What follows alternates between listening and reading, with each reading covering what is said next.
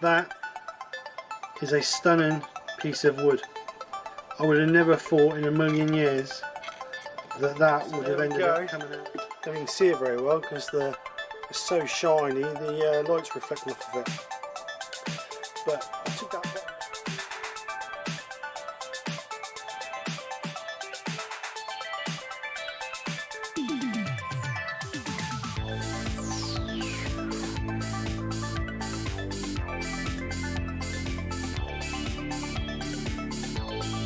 So this is the project. I'm calling it my prehistoric bowl, as you can see from the title. The reason being is because it's old, chunky and rough around the edges, just like me. So,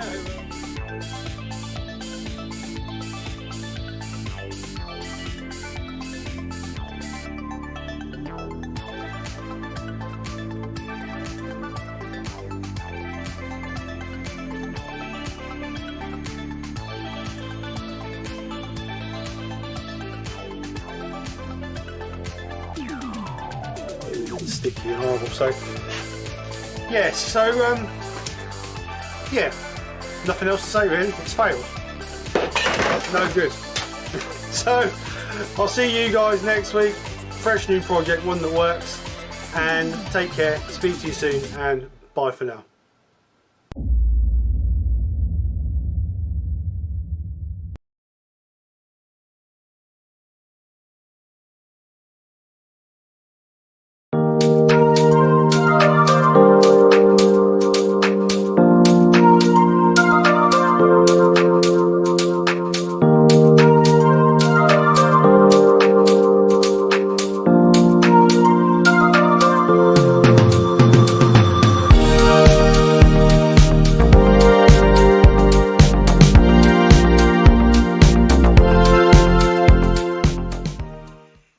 Good afternoon. How are we all? Welcome to the channel, and thank you all for coming over. Hope you're enjoying this glorious weather we're having at the moment.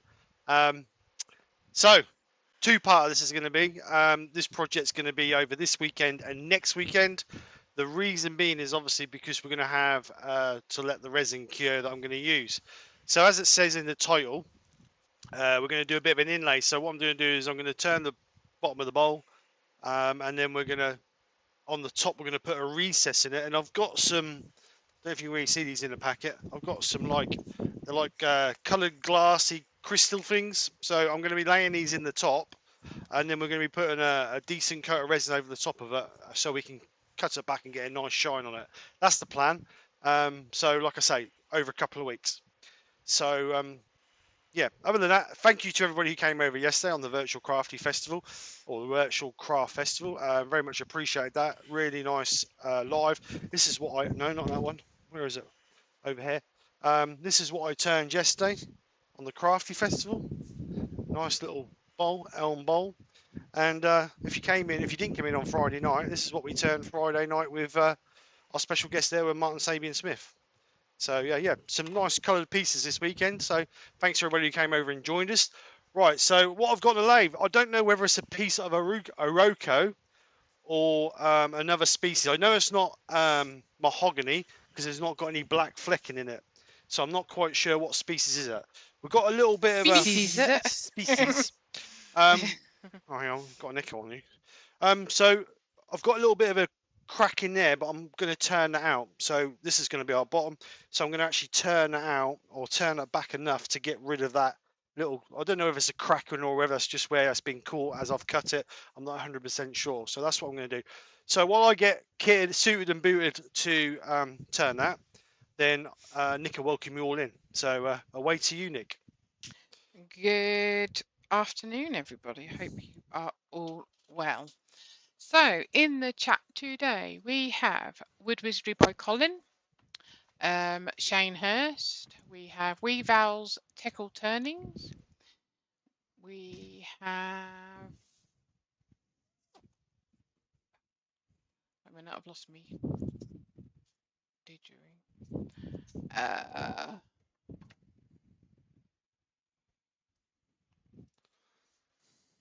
Copper Owl Woodturning, Paul Heighton, the Greasby Turner. I hope I say your surname right. Copper owl wood turning. I know exactly what's going to happen to this chat. It's going to flip down. Chris Dodds. I know, told you. We also have Doug Miller would spin around. We have Ward Wilson from the west coast of Arizona. We also have Ruby Claire. Oh, Ruby? Roger Kent. Michael McEwen. Malcolm Douglas. Wedge Woodworks. Todd at Glencove Woodworks. Susie Swiss Turner.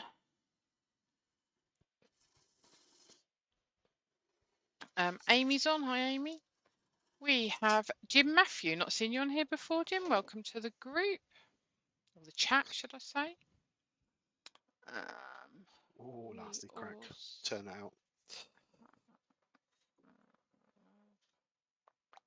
Rick Smith. Welcome to the chat. Not heard of seen you on here before.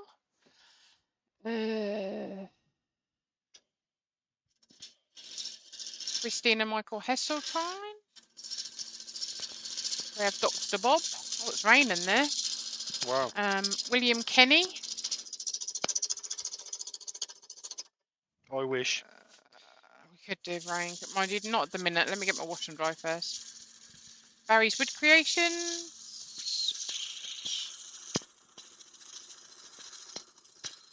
Grandpa Jim Woodturner. He's in Michigan as well. Rex B.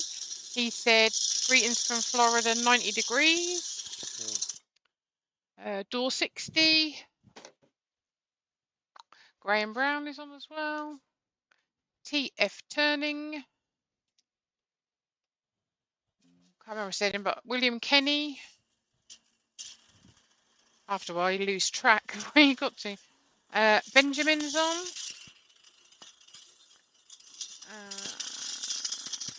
Paul Finley, wood turning at home. The Wood Dude. Stephen. Douglas Mungham. Might have said him, but I can't remember. Nick Castle. I've got a bit of wood down my neck. That's uncomfortable. Matt's Woodshop. Dara's on as well. And Trevor Reed. I think I've said everyone so far. If not, just say, wait, you missed me, and I'll give you a shout out. So, you may speak now. Oh, thank you so much.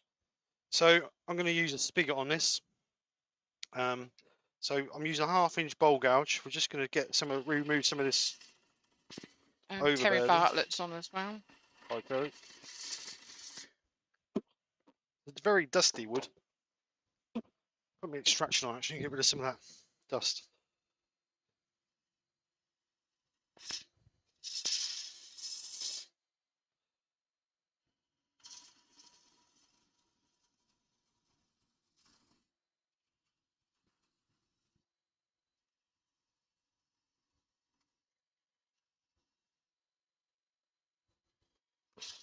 So, like I say, it's very dusty. You can see all the dust coming off of it. Good thing about woods like this is you get a nice finish on them.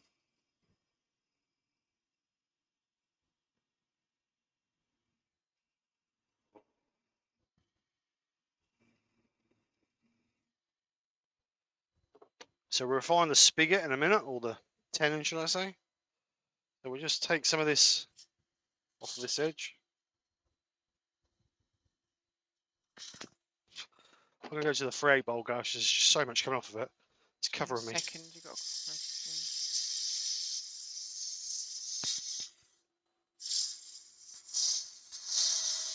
So like I say, I want to take enough off to get rid of that damage bit.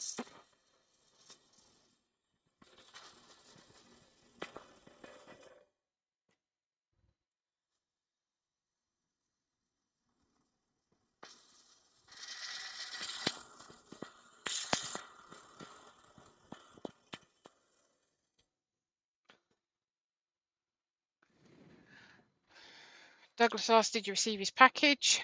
Yes, I did, Douglas. Thank you very much. Don't know if I said Terry Bartlett's on. Yeah, you did. Sorry. Colin said it could be Sequel. I don't know, mate. I don't know Your what's picture in pictures, your arm's in the way. Yeah, I've moved now. That's right. Nick Castle said, what was the finish on the Friday evening bowl, please? Okay, I will show you, Nick.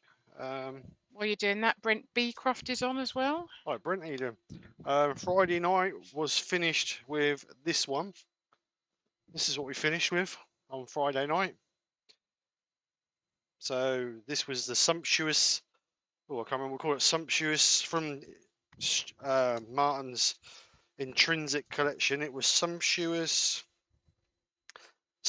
night, and on the colours were sky blue, black, plum, and midnight blue. And then we put a little bit of ruby in that area there, just to blend the plum and the midnight blue together. So yeah, turned out really nice. First time I've ever done that colour effects, but I will be trying it again for sure because it came out really nice.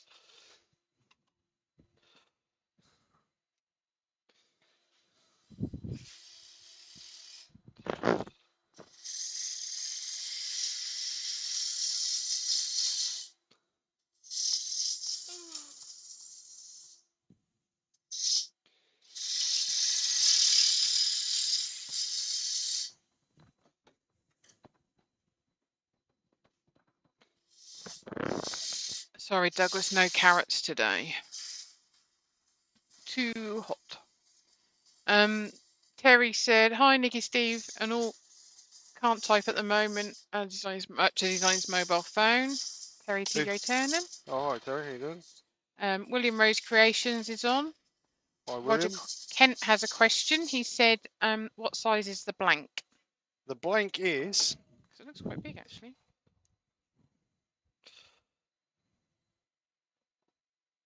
The blank is about 230 mil across. And the original, oh, excuse me, and the original Stephen? It's about 65 mil thick.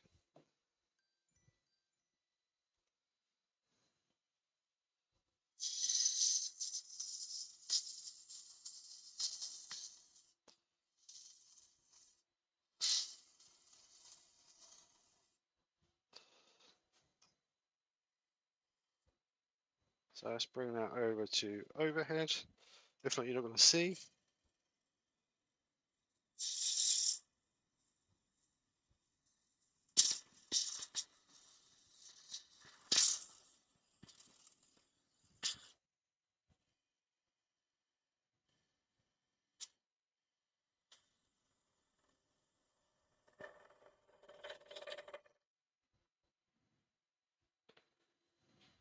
Barry Chitty's on as well. Hi, Barry. How you doing? So just trying to bring that around there. You want a natural, gracious curve around there. Wedgwood Work said he thinks that's Sequel. Sequel. That's how I don't know what it is. I was there's a guy at my local club brings some stuff in every meeting, and he has a nice board there that was about, or just over the width of this. The board was, and it was big enough to get 3 blanks out of it. So I thought I'd have it. Brian at Heart was on. He said sorry he's late. Michelle made him go shopping.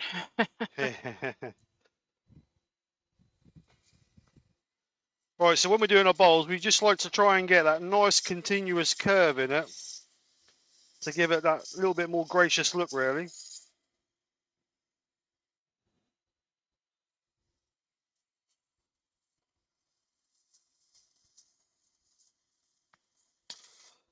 Yes. Don't need it, Steve. And it's also a little bit easier then to get your shape on the inside because you're actually following the outer edge rather than trying to create a new shape on the inside.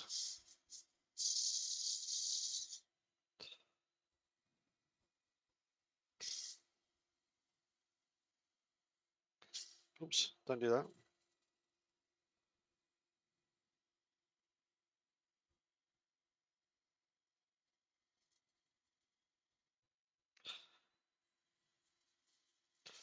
So just do a nice little shear cuts, keeping the handle level gouge and using the edge as a cutting edge, not as a scraping edge.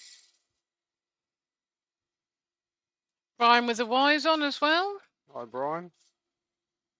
Oh, I've missed someone. So just going to stop that and have a look at that. Oops, see if we got that, the split that was in there out. And I think we've got it out, which is nice. It's going to come out really nice once that's sanded. Another name I've not heard before, David Holden. Hi, David. To the chat. Welcome to the channel. Hope you enjoy. Tipsy Turner's on as well. Hi, Tipsy. So I think I said Roger Kent, didn't I? I want a fairly wide base on the bottom. Are you listening? Sorry? Did I say Roger Kent? Yes, I think you What about did. Trevor Reed? I'm not Reed's sure. on as well. Not Oh, sure. sorry if I've missed you. Joe's on as well. Good afternoon, Joe. Hi, Joe. So I want quite a wide base because obviously the bowl's quite wide, so we don't want the base too small, so it rocks about. So don't want to go no narrower than that really on the base. So I'm just going to try and refine this edge a little bit, just so that brings it to the outside edge of the blank really. Eric Winkler's on as well. Hi Eric, how you doing?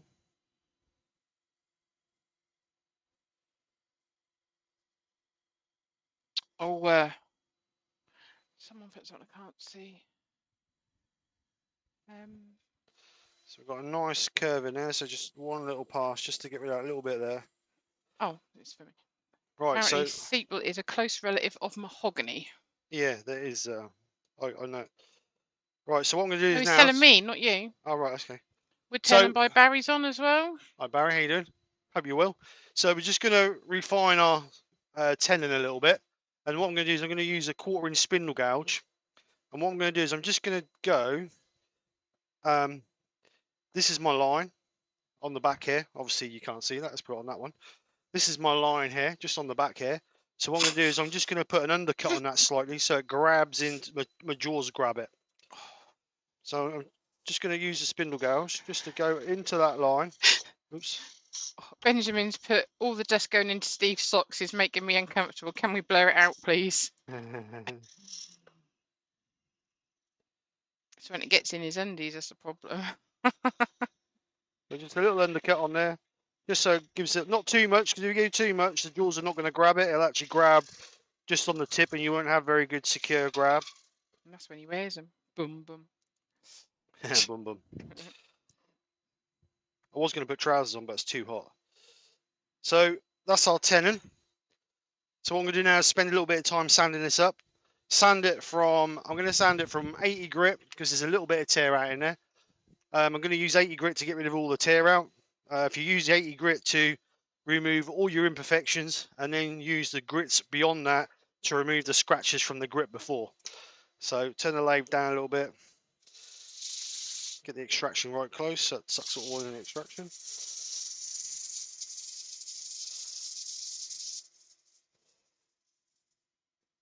With a wood like this, mahoganies and dark woods like this always come up nice with a nice finish on them. But you need to spend the time sanding.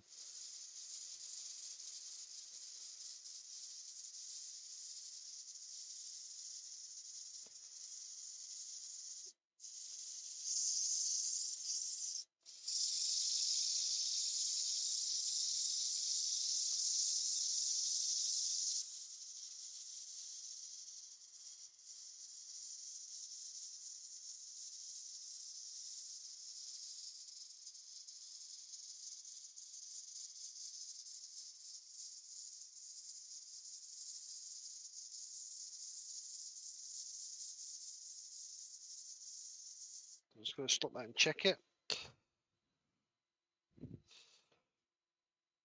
Still got a little bit there.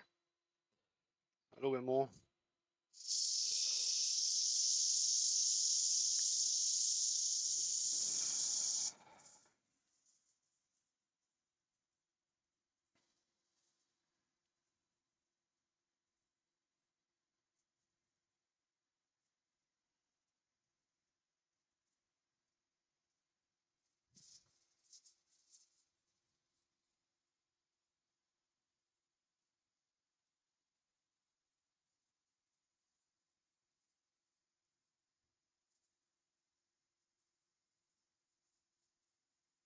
Wood Dude's got a question.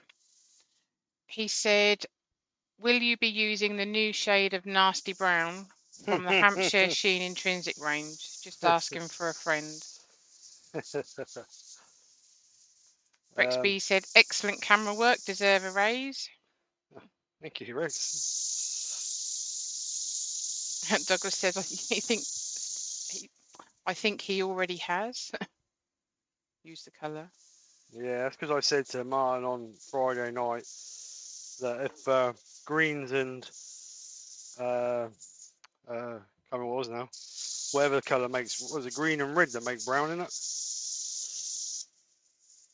I said if they blend together, don't you get a nasty brown?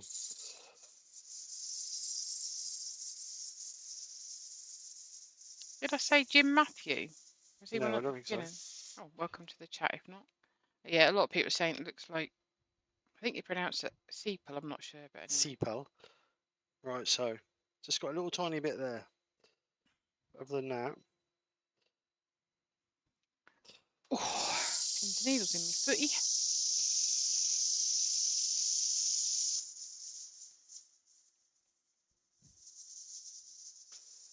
Because if you don't get the tear out when you come to polish it, it's not going to look very nice. So better off spending a little bit of time. If I'd have perhaps done a push cut that way with the gouge, that would have perhaps got rid of the tear out. Because I was doing shear cuts on it, you're prone to getting a little bit of tear out. Not going to worry too much about the base because obviously we're going to finish it off at the end. Actually, I will just sand the base. Rex said, what did your wife think of the bowl colours yesterday? It was awesome. Well, my daughter confiscated it as soon as I took it in the garden and showed her. They decided they're going to have it as a key bowl.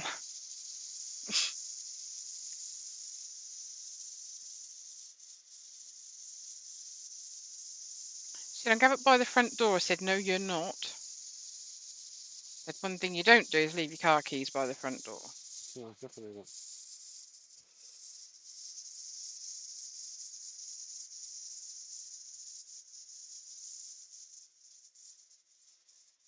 Can't believe you let us spend money again today. Not my money, is it? It's her money. Well, it was my money because I paid for it. Oh, did you know? Yeah, she's got to ping me the money. You ain't going to see that. You know that, don't you? I don't know if that's an imperfection in the wood or whether that's a... Another little treat for her. No. What, weren't that much? Don't be such a tightwad.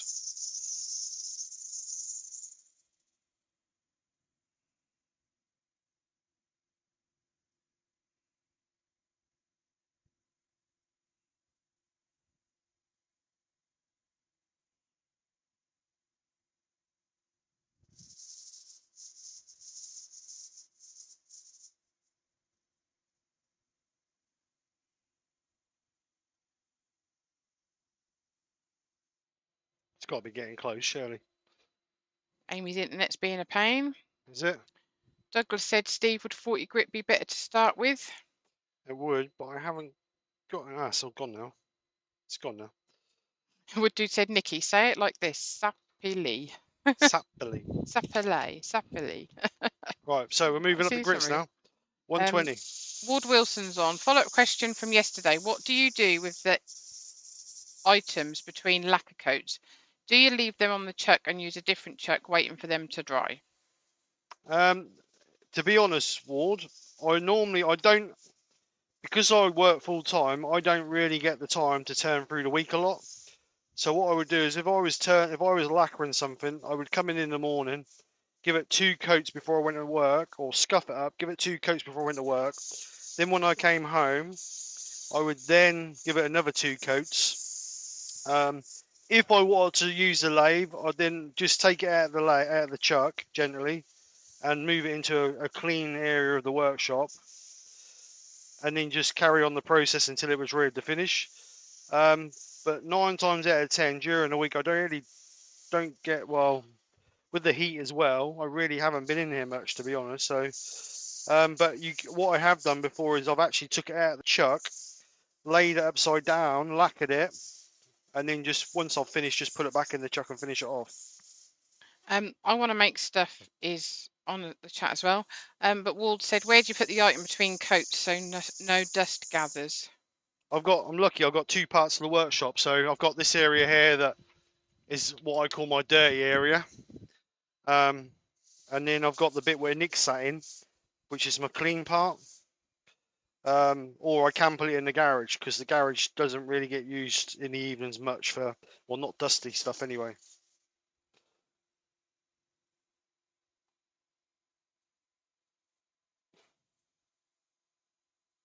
What's that beeping? Can you hear it?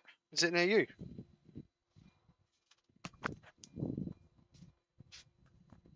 I'll stop now. Like, beep, beep, beep. Yeah, I don't know what it was. I don't know what it was.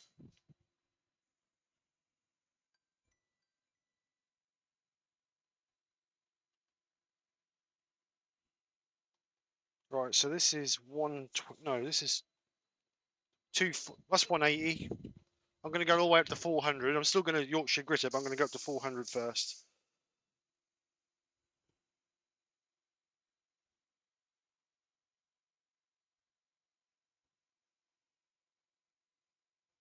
How come oil's still so blinking high? Profiteering, mate. Saying that the fuel hadn't come down at Shell yet. Profiteering, that's what it's all about. Right, so we'll stop that and have a look. Look at that.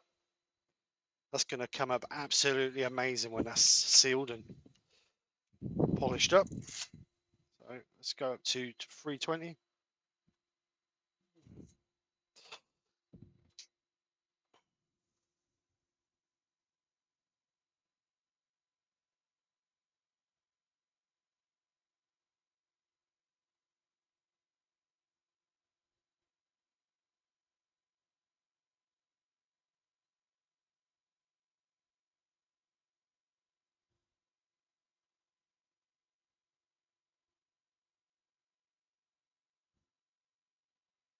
So that's 320. Final grit 400.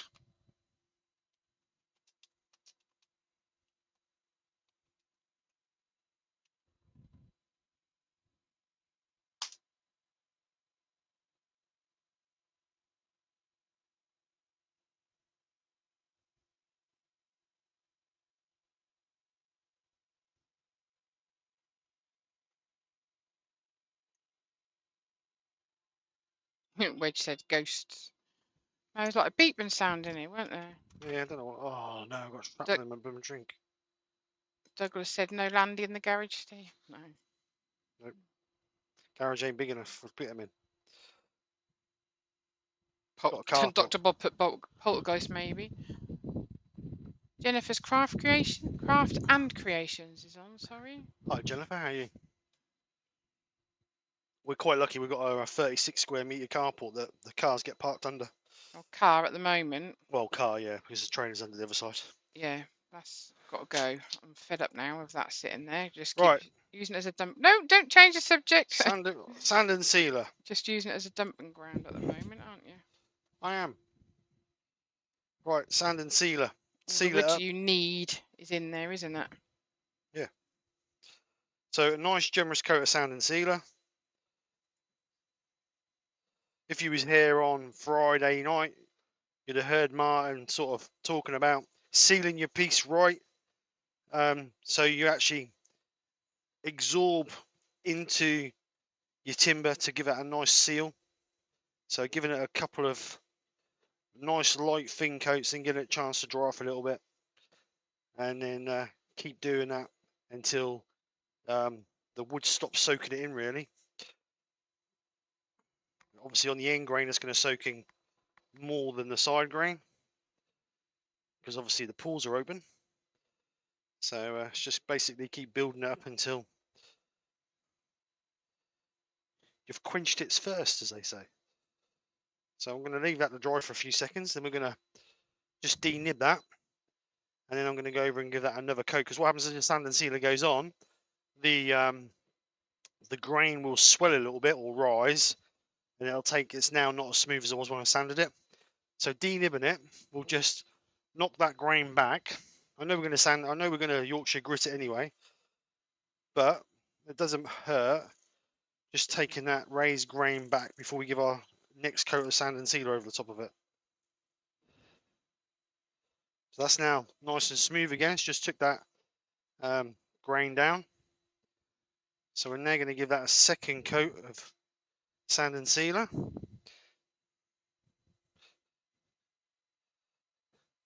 Barry said it's the wood store. Lol. I need a wood store. Douglas said, Steve, what do you feed your seals with?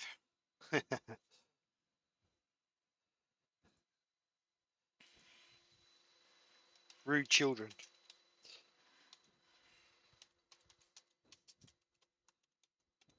Oh no, I got a sticky bit on there now. It's that warm in there, that's drying really quick. Right, so we're just going to denib that again.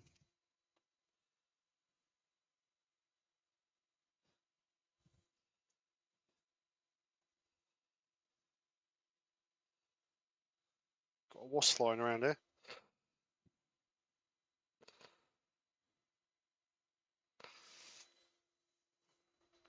Right, so that's sealed now. We've got 3 coats of sand and sealer on that, or 2 good coats of sand and sealer on that. So now we're ready to Yorkshire grit that.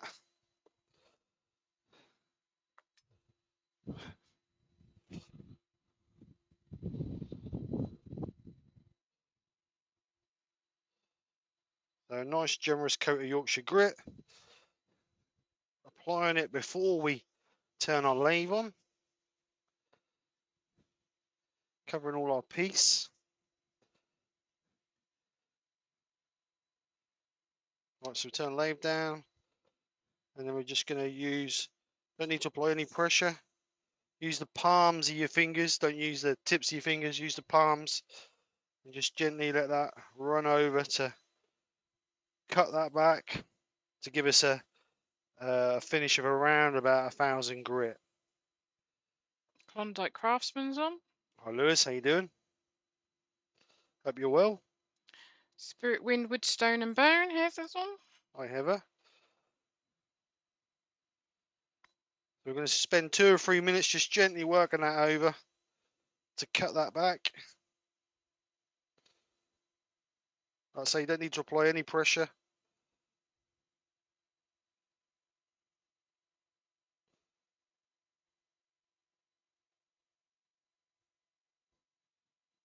What you'll see is all this dust that's coming off of that is being held in our tissue.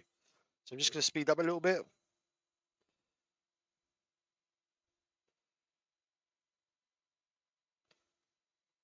And you'll see a sheen coming on there now.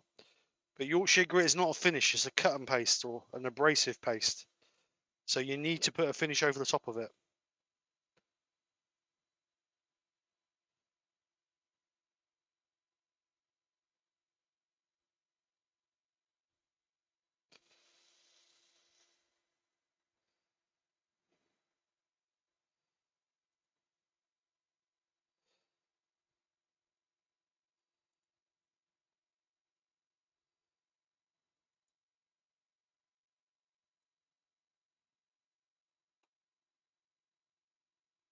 What we're going to do now is just turn our tissue.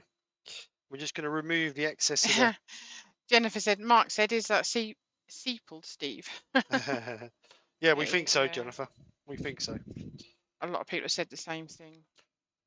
So we're just going to now remove the excess of our grit and just finish off getting that final Amy said grade. it looks like it's got a natural gold colour. Oh, yeah, it's got a bit of a flicker in it. That's the chatoyance in it, Amy. Oh, you and your chatoyance. Chatoyance. You wait till it's polished. That'll glimmer. That'll be like Madonna on the red carpet. Flashy and sparkly.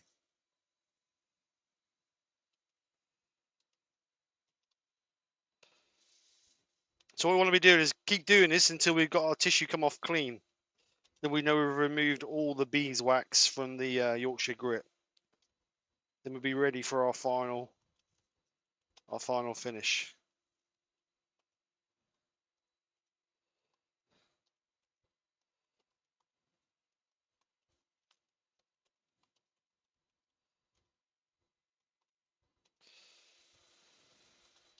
So you guys, tissue's clean. So we know we're there. what I'm going to do is I'm going to do it with microfine as well to get an even better finish on it.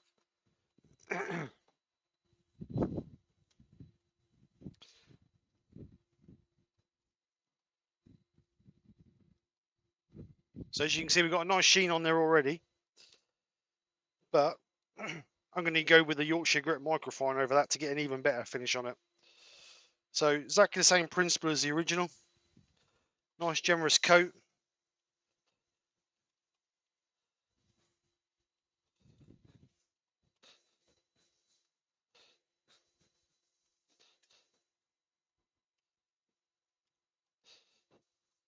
Put you write an essay. Yeah, sorry.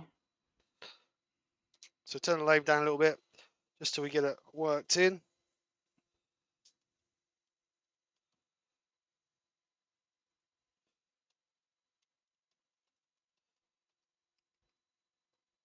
Then we're going to speed up a little bit. We're going to do exactly the same as we did with the original, just gently work it in for a few minutes. And this should take us up to around about 2000 grit. So a nice smooth finish ready for our wax finish. The smoother we can get our surface, the better sheen you're going to get with your wax, your finish. So all the preparation needs, all the preparation in the wood is what's going to count.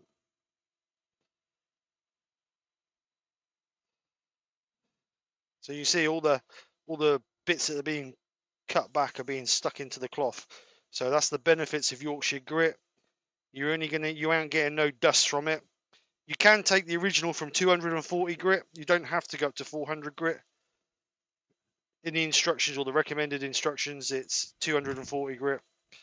But on this hardwood, I had a few little bits of tear out, so I wanted to make sure they were sanded right out before I went on to the Yorkshire grit. The only disadvantage is if you sand up to 400 grit, when you use Yorkshire grit, it's going to take it back to 240 because obviously that's the grit it starts at.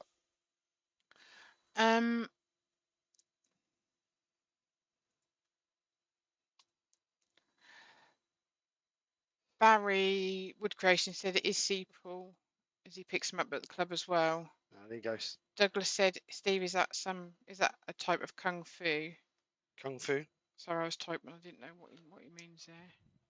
Right, so we're going to speed that up. Just buff that off.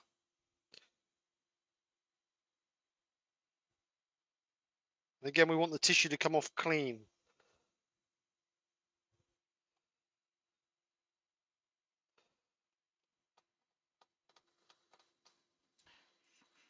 Joe's drunk on cough mixture. I hope you feel better soon, Joe. She was picking Glyn up from the airport. I don't know if she's finished or back.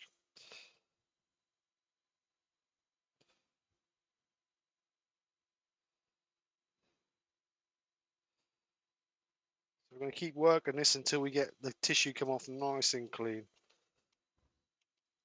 Like I say, you don't need to apply hardly any pressure at all. You want the friction between the tissue and the paste and the piece to do all the work.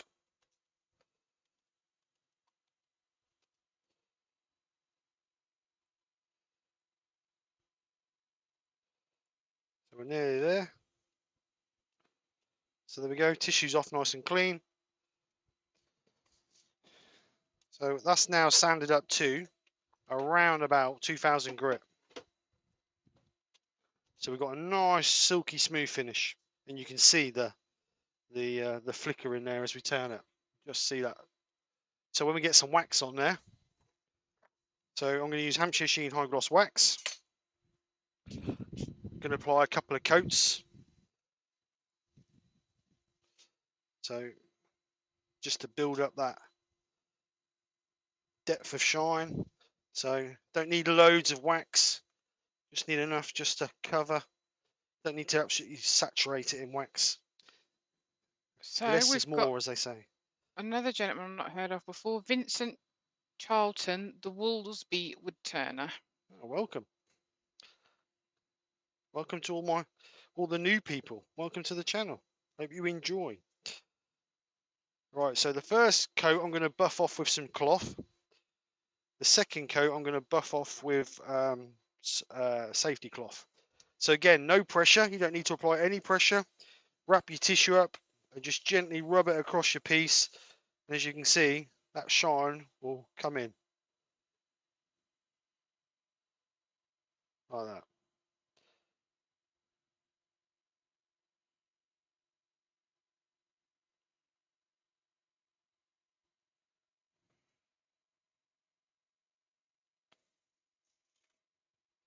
So that's our first coat. So we'll do our second coat if I can find the bit of tissue I just used. There it is. So as you can see, we've already got a nice shine there. So we're going to get another coat.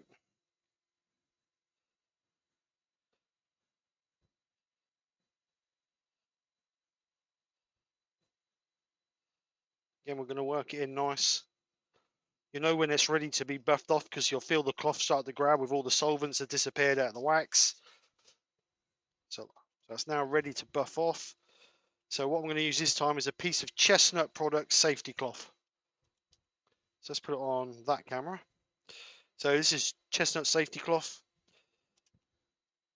Just gently fold it. Turn the extraction off, don't really need that on now. Then we're just going to lightly lay that on there. And then just guide around to buff off the wax to bring us that nice shine.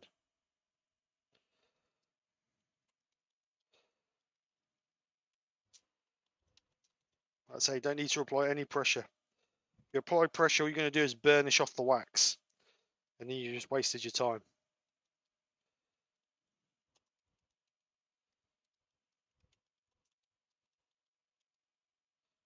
So there you go, that's with 2 coats of wax. Obviously you can build them up more and more, but you can see with a couple of coats you get a nice sheen, and look at that flicker in there. That is pretty. That's what I like about oak, not walnut, mahoganies, and they're the same sort of species. They always turn out really nice. Species. Right, so that's the bottom done. So we're going to turn it now without dropping it and dinking it. So what we're going to do now is we're going to flatten the front off. Whoops, we're going to flatten the front off, and then we're going to put our recess in it for our inlay. So I don't know how, it's a bit unflat. So we just run this gouge across it to flatten the front out. Oops. So nice couple of gentle passes with a nice sharp gouge.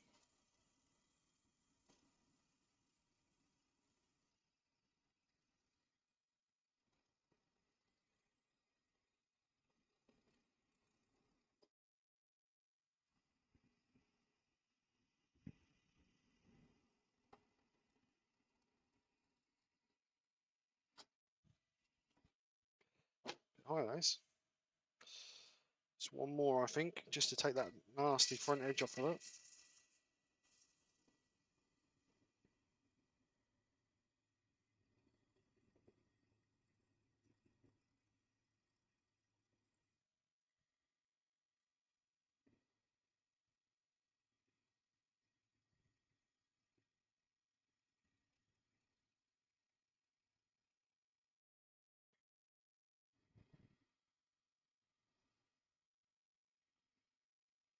Very dusty bit of wood.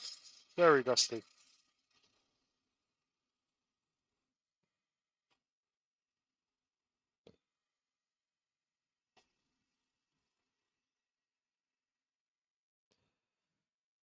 So we've just got a little bit of a lip on there, so I'm just going to take that little bit of a lip off.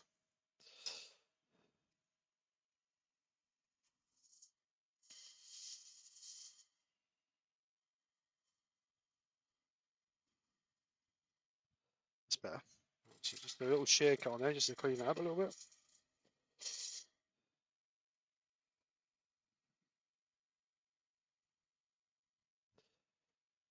So now our face is flat. We'll mark out where we're going to do our recess or for our inlay. So I don't want to be too far in, so I'm going to go perhaps 5mm on the inside, and then we'll perhaps take it about 1 inch wide. So about there.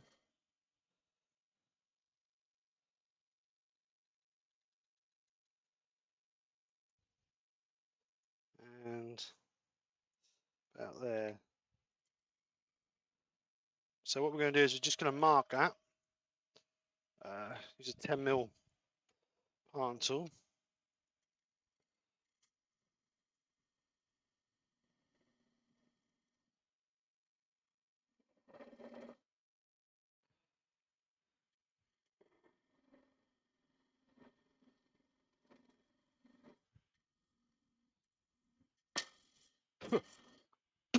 Doesn't taste very nice.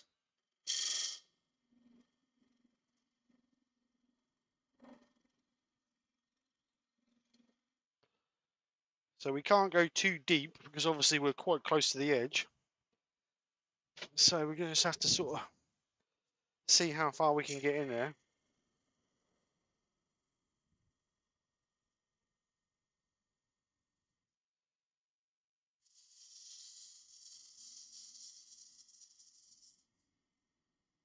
But we obviously need deep enough to get our pieces in it.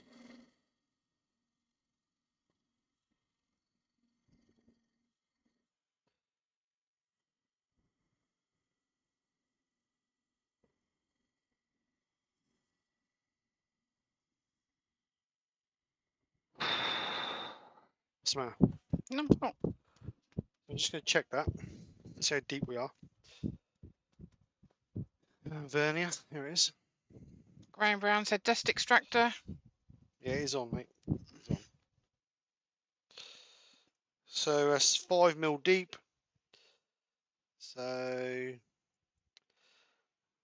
it's going to be getting close to the outside wall. Don't really want to go much deeper than that, I don't think. We'll just try a little bit.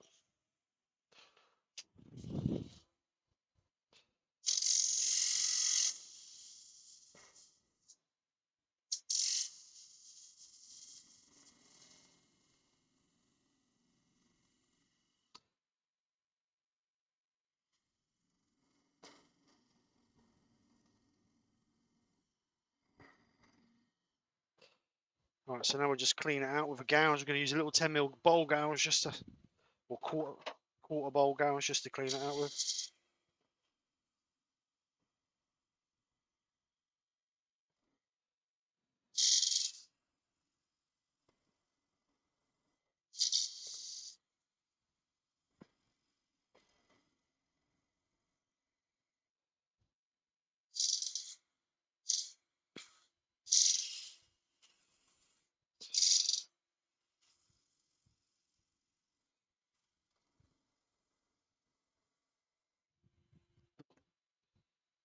Just clean our bit out.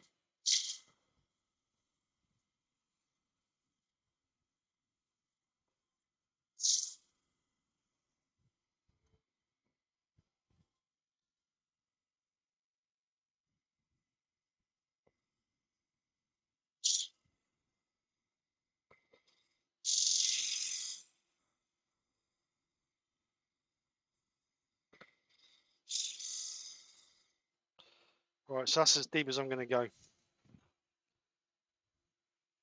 That's just got a little bit of a ridge in there.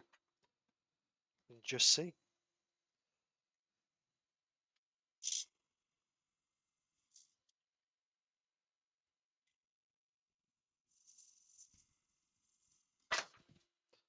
That's what I didn't want to happen. That didn't sound good. What happened? I've just took it that low. The edge has just come off. Oh. It's all right. Still got plenty of depth to do it again. Right, let's do it a little bit in a bit closer this time. Where's my pencil gone? What's my pencil? Right, let's move in a little bit. Make it a little bit wider. Oh, I see that. Did it hit you? No, I was to one side of it. Right, let's try again.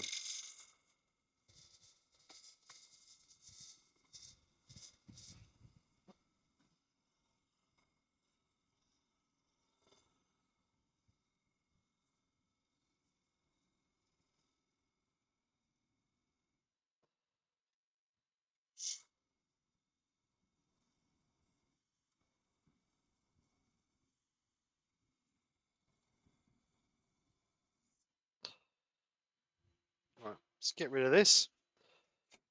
Or better this, should we say?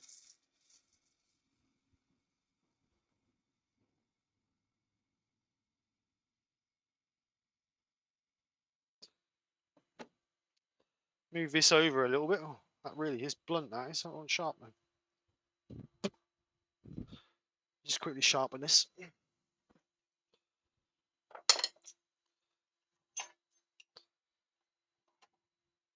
I knew it was getting thin on that edge, but I didn't realise that was as thin as that. Never mind.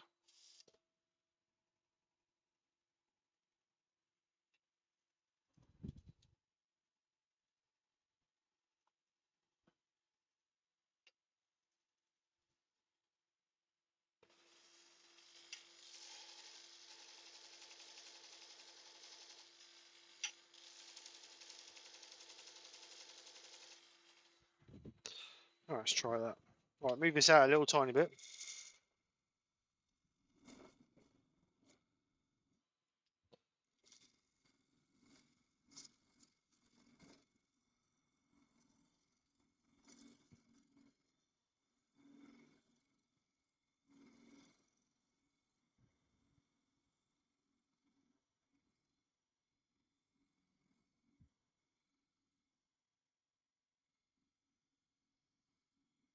Right, let's try again.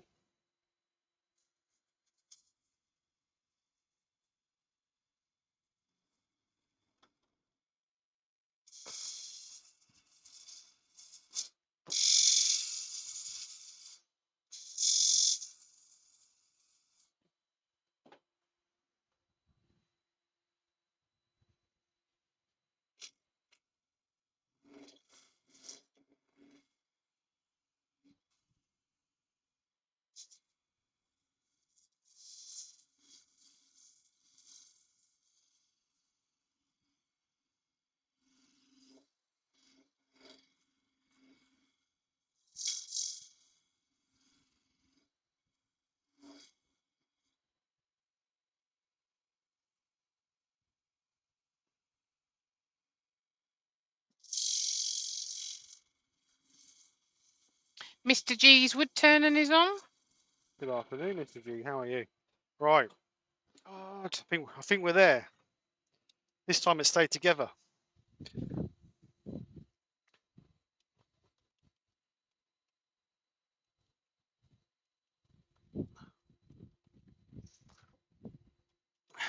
Right. So what we need to do now is we need to sand and seal that. So get all the dust out of it. And we're going to give that a coat of sand and sealer, which will help in two ways. First way is the resin will adhere to it a little bit better. And the second way is that'll stop any air bubbles coming through the wood to cause air.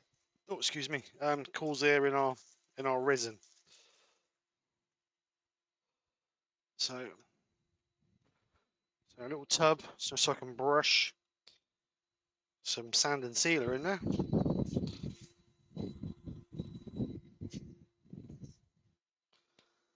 So just a nice coat of sand and sealer in there on the outside edge. Doesn't matter because we can turn it off afterwards. As long as we don't get it on the outside, because we finish the outside.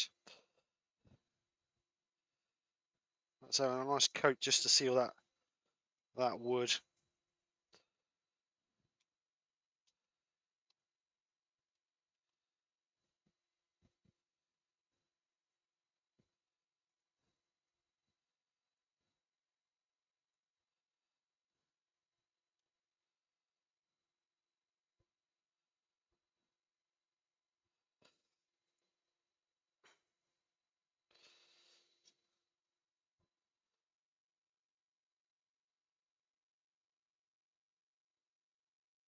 So let that dry. I didn't sand it down because it was good enough from the tool.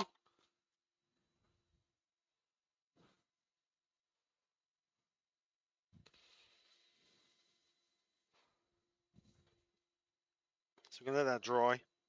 I'm just going to Scotch-Brite that just to denib it. So while that's drying, we can mix up some resin. So I will move you guys over to the bench. There we go. All right, so this is my resin mixing bench if you've never been here before. So what we need is, now I know several different types of resin are mixed different ways. A lot of resins are mixed through volume. The resin I use is mixed via weight. So it's 2 to 1. Got to find a pot now. So we've also got TBC bushings on. Welcome again. So the resin I use is used by weight, 2 to 1. So we will get some. Chris Dodd said, a non-captive ring. That's initiative, Steve. Right, so I reckon we're going to want around about. I'm going to mix up 300 grams of resin. Put some gloves on, I think. The reason being is because I've got something I can fill it into if I've got any left over. Lewis said he did a dish similar to that with dark green resin and added white that swelled, sold very quickly. Yeah, let's get some nice effects from them, don't you, mate? Right, so 300 grams of resin gives me. God, I've got more. Hang on. So I need 200 grams of part A and 100 grams of part B to give me my 300 grams. So Steve, Lewis Oh. has said, can we post the auction page link so he can share it? Post the auction page link. Can Brian do that? Because I don't know a lot about it, to be fair. The Facebook page is he on about, or the? I don't know. Which one you on about, Lewis? And then 100 grams of part B.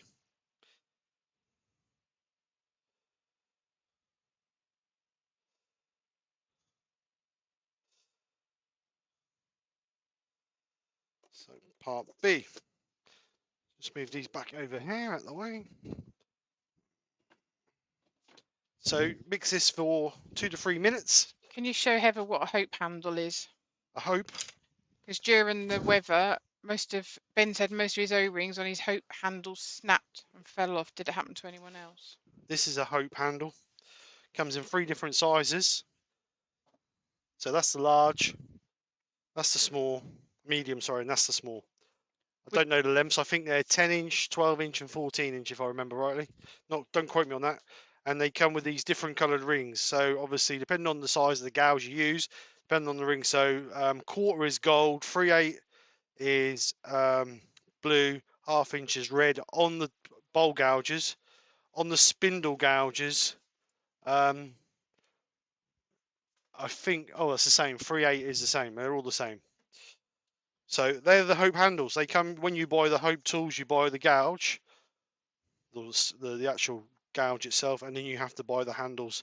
You can buy the handles individually like that, or you can buy them with a set of whatever size you want, what length you want, with 3 collars. Which, if you're going to buy more than one, is the cheapest way to do it. Then just buy your handles to fit the spare, because you get the 3 colours and 1 handle of your choice. So, but go over Simon Hope's page and have a look. Does some really, really good tools. Right, so Wood Dude said resin, that's time for lunch, and Klondike says, dude, that is discrimination, haha. Right, so we're going to mix this for 2 to 3 minutes, just so we get a nice mix on it. It's quite warm in here as well. So the resin I use will give me around about 45 minutes of use time. Once it's together like this, I've now got about 45 minutes to play with this before it starts curing. So loads of time, ain't got to worry about rushing around. There are stuff out there that cures a lot quicker, and I've also got the same make of resin that takes 72 hours to cure properly for deep pores. So Colin said, wow, look at all those pen blanks. yeah, there's a lot. There's 13 I think I've got to get done. Klondike said, yes please, the Facebook page. Okay, is Brian still in the chat? Can he do it, or do you want me to do it? I don't know, I'll see, just wait a minute. Klondike said if this week's project turns out, it'll be his donation piece. Nice, thank you, Lewis.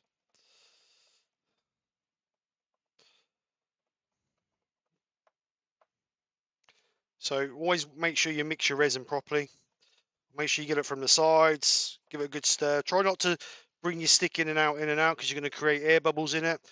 Just keep it a nice constant rotation, just to keep that as minimal amount of air you're producing into the resin, the better. Is it in your Facebook, yeah. no, in your description? No, not the Facebook page, no. Brian, don't know if you can help with that. If not, I'll do it. If Brian's not in the chat. I'm not sure how to do it. If you open a separate tab at the top and go onto my Facebook, in my groups you'll see that. Wait. Facebook isn't even at the bottom of this one. No, but you can type it in as FAC. Are you sure?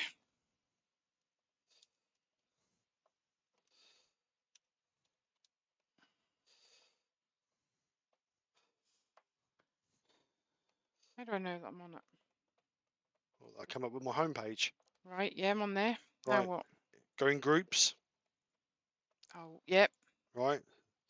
There should be a tab that says more at the top. There should be your or recent groups or recommended groups or whatever, Yeah. saved groups.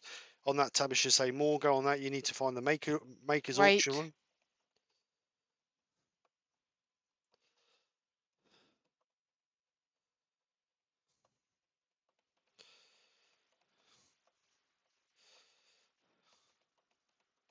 They're not. You ain't got to go scroll all the way down. Click on that. That's it. Makers auction. Open it. Then just copy the link at the top like you do on YouTube, and then paste it out. Paste it into the chat.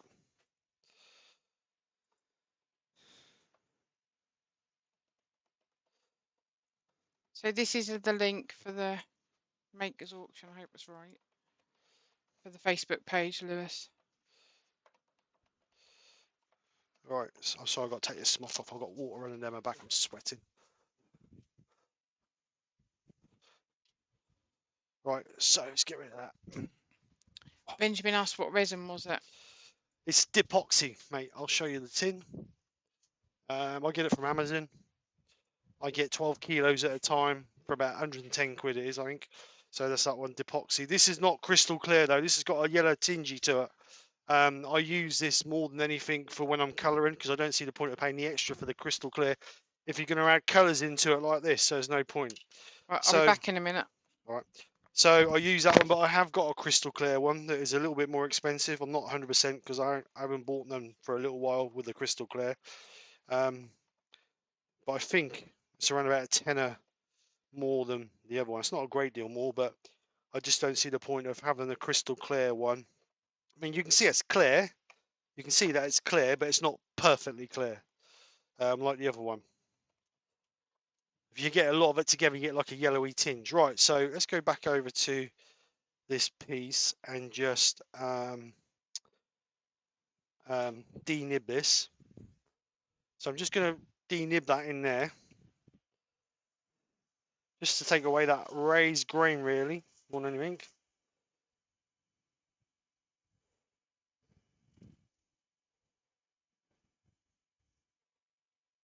Like that.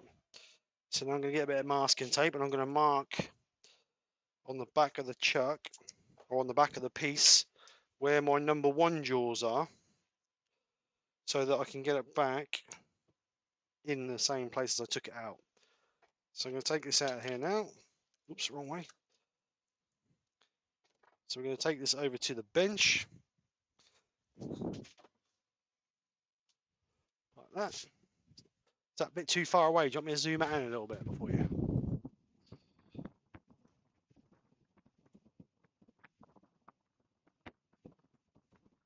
There you go, that's a bit better. Right, so let's get our whatever they are. I don't know if they're bits of glass or what they are really, but they're all different colours. And so we're just going to gently pull those around the outside. Now I don't want a massive amount in there. I still want to see a little bit of the wood through the bottom. So some of the bigger ones I'm going to take out because I want to I don't want it coming over the top of my height. So like I say, I want to see a little bit of the wood through it. That's a big one that can come out. I found these on Amazon. I was just scrolling one day on art supplies and they sort of popped up. So always nice to try new things, I take it.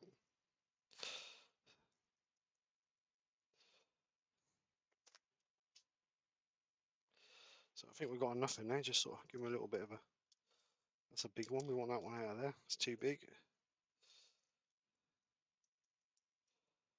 But like I say, I don't want them sitting higher than my piece of wood, because I would like to try and get a nice smooth finish on it, so we just want enough just covering our bottom, but like I say, I still want to see a little bit of the wood through it.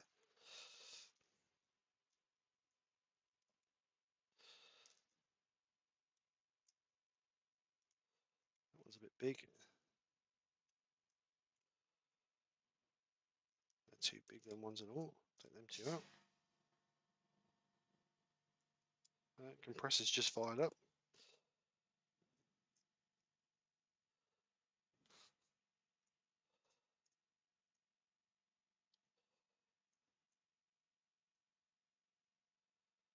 So I'll just give that a little.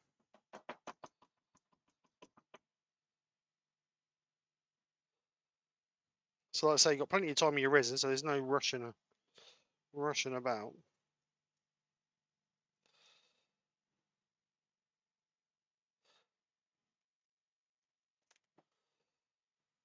So I think we are nearly there. Take that one out, take that one out.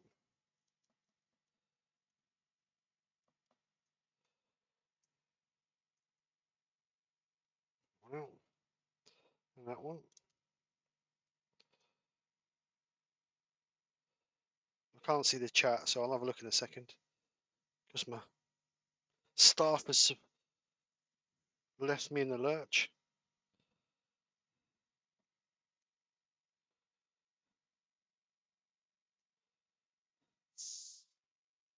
That's it, peace and quiet.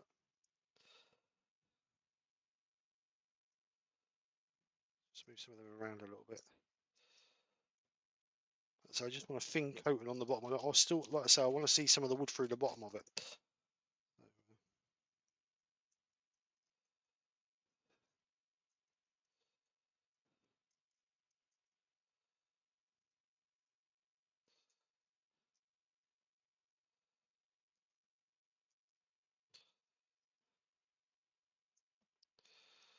Some of them are really chunky.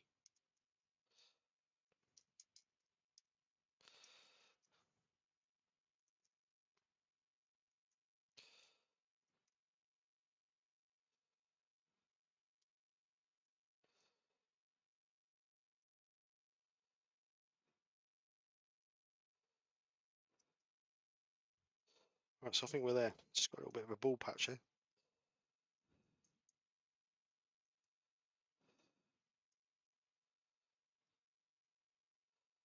Alright, so I think that'll do. Right, I think we're there. So what I'm going to do now is I want to pour the resin over it, but I don't want to create loads of air bubbles. So it's going to be a nice slow pour to get that nice and level. But first thing I'm going to do is going to make sure my piece is nice and level, because I think my bench leans back a little tiny bit. And it does. So I'm just going to get a stick, a couple of sticks even, and just try and, oh, of course it's on a 10, isn't it? Doofus. So it needs to be something thicker than that. A bit more. So put that one on there.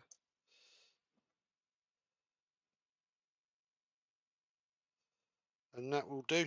It's level that way. Level that way. Perfect. Right, so let's just get this gently poured in here. And I want to take it so it's just level with my wood.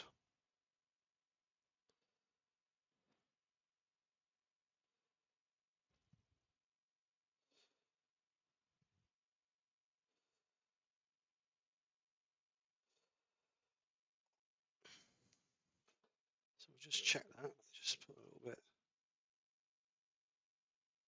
more. Let it sort itself out. Tissue. Well, you're going to get a few little air bubbles in it. So you just got to sort of go around popping them with a hot air gun. But once we get the height we want, a little bit more, I think, we can then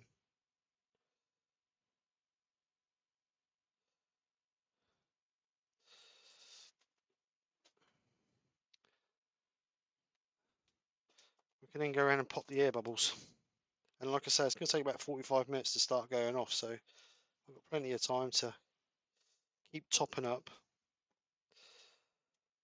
And you can see where it's just starting to, you can get it, so it's just like bulged, so it's like raised over the wood, because as the resin cure, it will drop a little tiny bit. So if you can just get it just slightly proud, then as it cures, that'll shrink back a little bit. So we're just going to pop these bubbles. We've got a few little bubbles coming there with a blowtorch. I've got one of those little cooking Bombay blow torches, whatever you want to call it. So what I'm going to do is I'm just going to put some tissue around it just in case that comes over, which it shouldn't do, just in case. I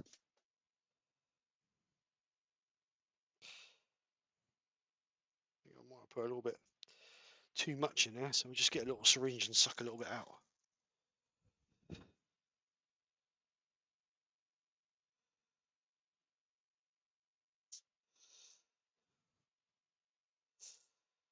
Just so it don't come rolling over the top. We don't want it all down our side.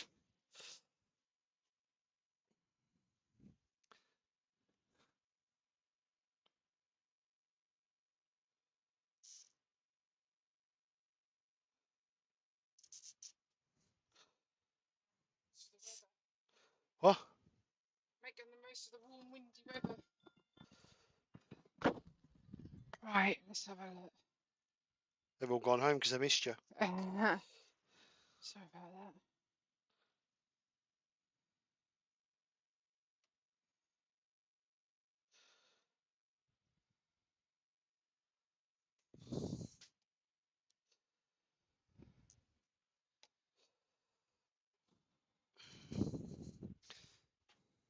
Oh, bless him. Brian said you beat me to it, Nikki. I was just making lunch. Right, so we're going to leave that now. Just let So that go. obviously, because I've not been here, but Benjamin said, do you use that for deep pours too? I cast these blanks out of that bin, which are 600 grams they are. So they are, let me get a tape measure it for you. And also 1 litre pours. So the 600 gram ones are 120 mil high by, well, they're 90 at the top and only 75 at the bottom. But I also do 1 litre ones as well, which are 160 by 120 again by 75. You can get away with that in a pot, but if I was doing a big bowl top, I think I would do it in more than one pour, to be perfectly honest. If you can get away with it and disguise the join line, because you will see a join line in that, unfortunately.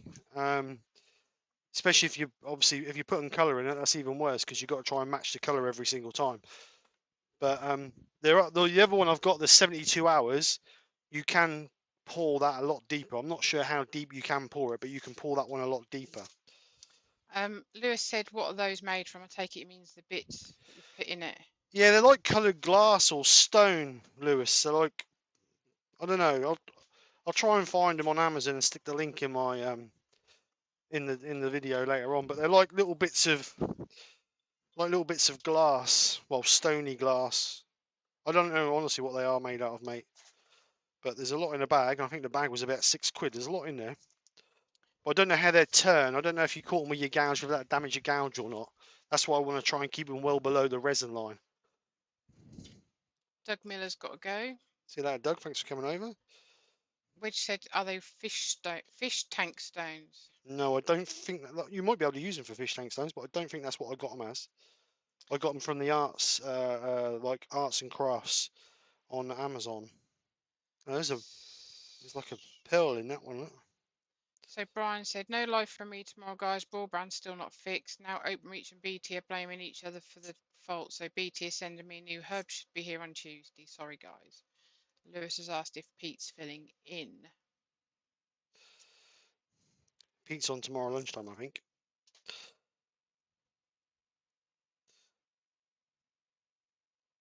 So I'll just move a few of them around while we've got that going off.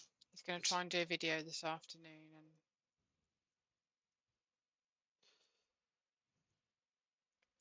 so Klondike said, could put a bead of hot mint inside and out so you can Milk glue, yeah. overpour for when it shrinks. Yeah, you can do, yeah. But it's actually got a nice little rise on that, so that's got to be a mil and a half above the line. So we'll let that cure now. We'll let that cure. Hopefully, it'll cure and there'll be no problems. It's always a risky game with resin. Eric's got to go. Bye, Eric. Said looks great, Steve. Thank you, Eric.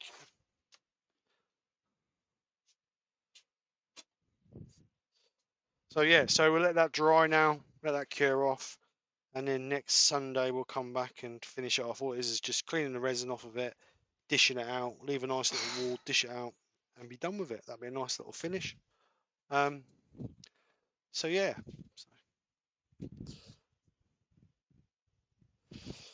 So I think we're about there actually. I think we can't do no more. So you might lose that one. If it looks as good in person as it does on the camera. Yeah, I've just sold it. Someone else just messaged me. They want to buy it off me.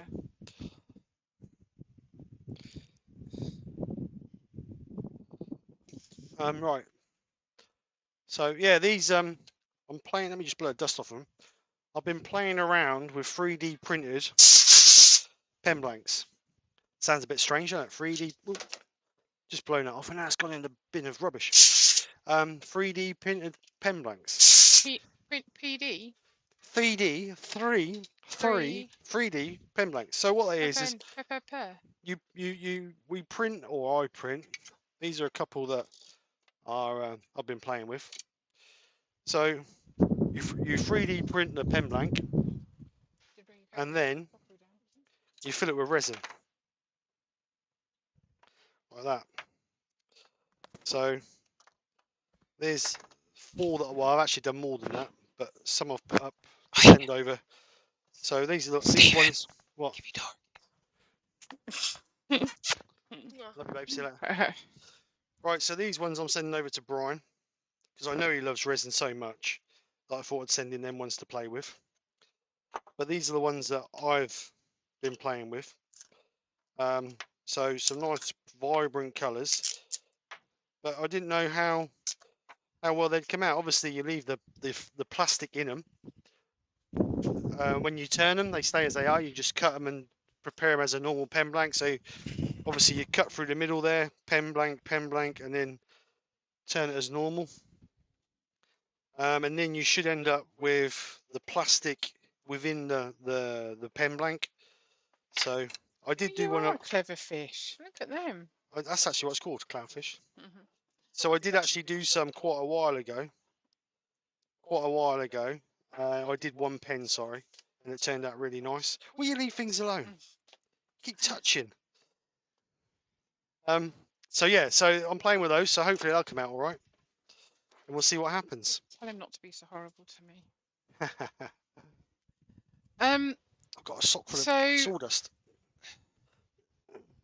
Klondike said it's going to be very nice. Colin said, where do you get your syringe from? Probably Amazon or eBay. Amazon, yeah. Amy says, very funky. Thank you, Amy. Chris said, something to look forward to. Klondike said, those are very cool. Thank you, Liz. Amy went, look, a Nicky hand. Yeah, so I'm playing around with those. So hopefully I've got 13 pen blanks there to make, pens in the week.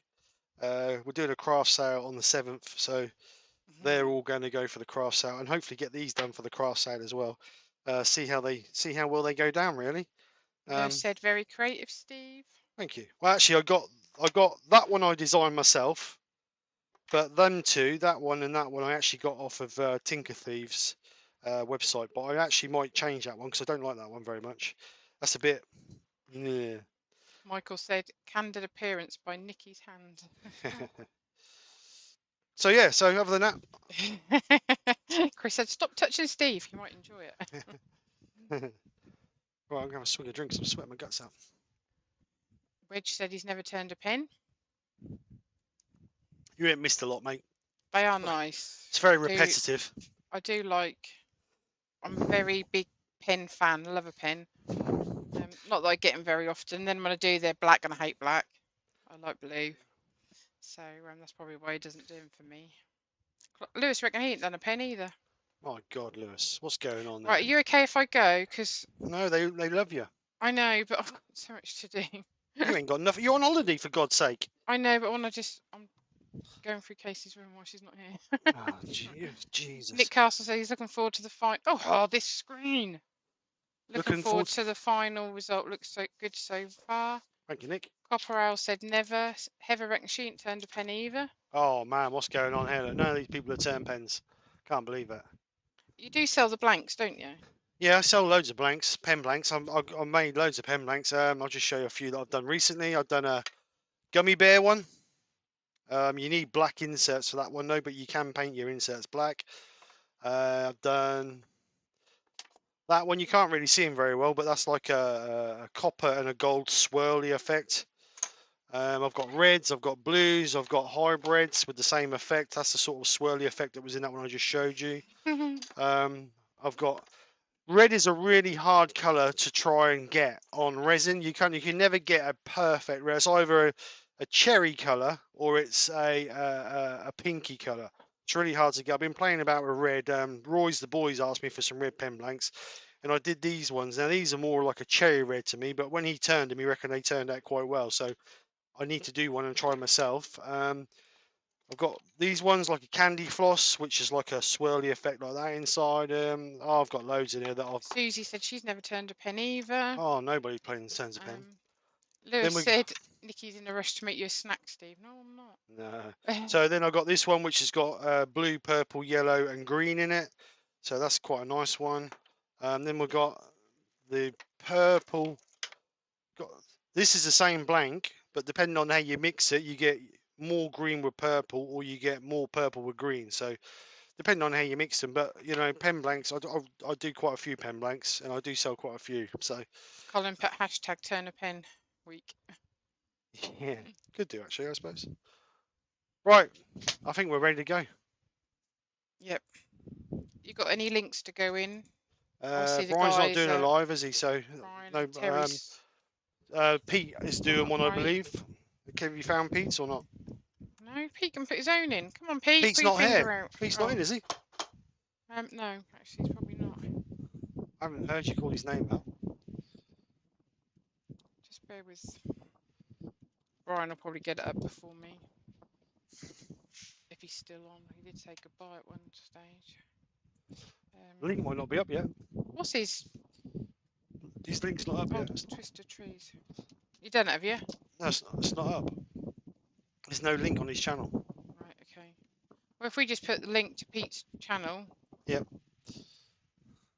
So, Pete will be live tomorrow at 1 o'clock, I believe. I think he's covering for Terry for another couple of weeks because Terry needs to get his workshop up and running. That's what he's waiting for you to go over for. Yeah, I know. So anyway, Barry's Wood Creation said, I've just started turning pens. That's Barry who we see in it. Yep. Scott Dunn said, pens can be a money vacuum, but look so cool with the different types. TJ Terry said, bye everyone, being great, Steve. Oh, what about me, Terry? Thank you. Ward Wilson said, you, Terry. Thank smash the like button. Wedge said, Steve has wanted Finney all week forever. Don't be stupid, Wedge. Don't be stupid, boy.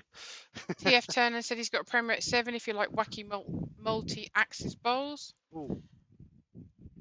Wedge said, although I've never turned a finial either. Right, no. I am going to go. Right, we're going. Have a lovely rest of your day, and I'll be here again next week. Take care. Bye.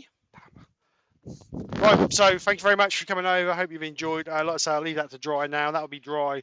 What's the time? By half free time. Well, touch dry, half free time. So I just put it to one side and leave it.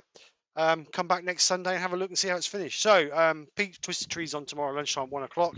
Unfortunately, Brian's still got dodgy internet, so he's not going to do a live. But like he said, he's going to try and do a video for some time in the week. Maybe tomorrow night. You never know your luck. But other than that, I don't know who's on Tuesday. Don't know who's on Wednesday. I lose track of who's on. But other than that, thank you very much for coming over all weekend. Obviously, I was on Friday night, Saturday night, and Sunday. I appreciate everybody for your continuous support.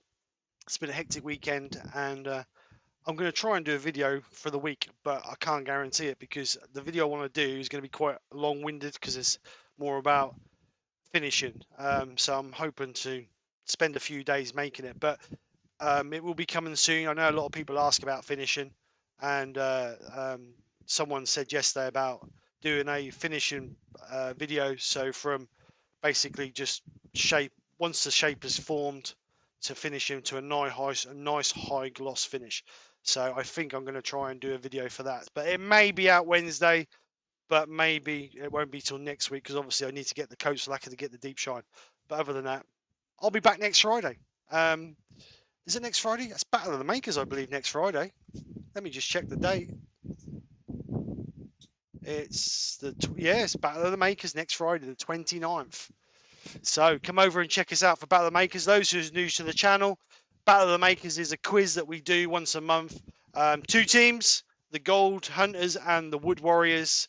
Joe Senior and Brian Osby are the Gold Hunters.